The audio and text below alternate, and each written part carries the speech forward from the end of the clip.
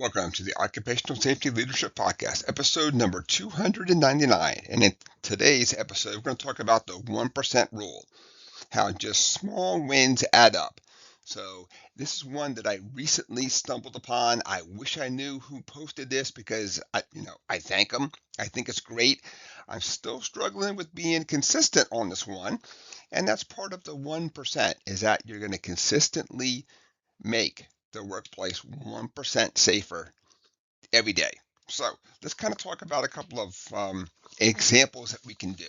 And I know that in the world of safety, we like to think of we're going to do a big program.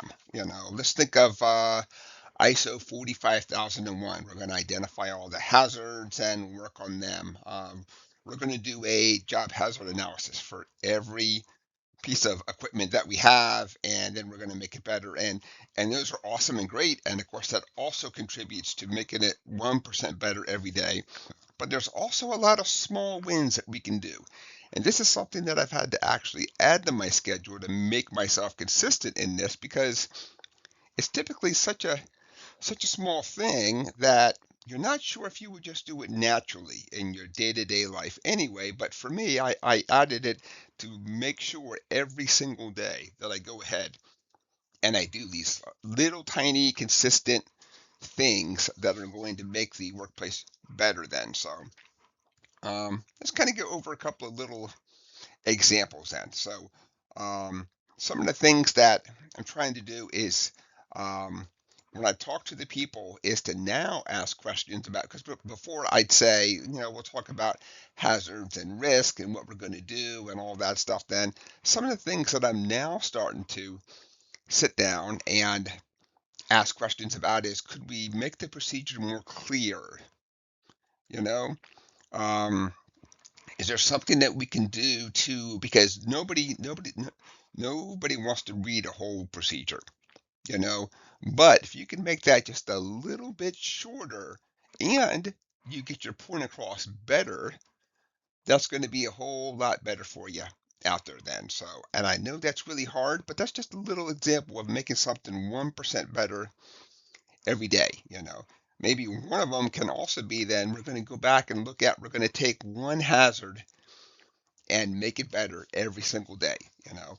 And I know by hazard, we think about big hazard. We think about the sticky things, stuff that could kill you, you know, things like that. We don't always think about something small out there.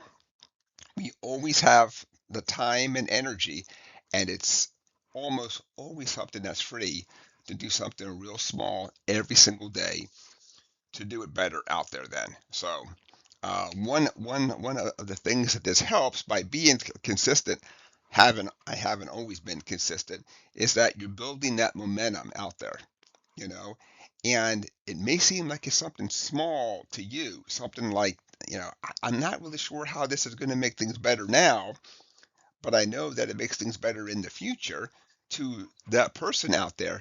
Maybe that really helped out a lot. If you made that procedure more clear, to them that was a total game changer out there, and it's awesome and great. But to you it's, well, I did it, I'm not sure that I see that value in it.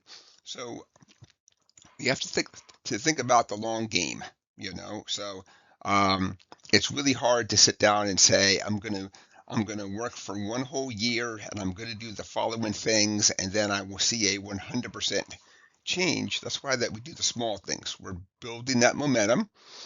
Also, you do see where people say they're serious about correcting things. They're serious about making things better. Some of these folks have been around for a long time, so they've seen the initiatives come and go. You don't even have to say, I'm starting the initiative that I'm going to make 1% better every day, because that's just words. Just sit down and just do it. You don't have to have a campaign. You don't have to talk about it at meetings. What you're doing is you're showing the results.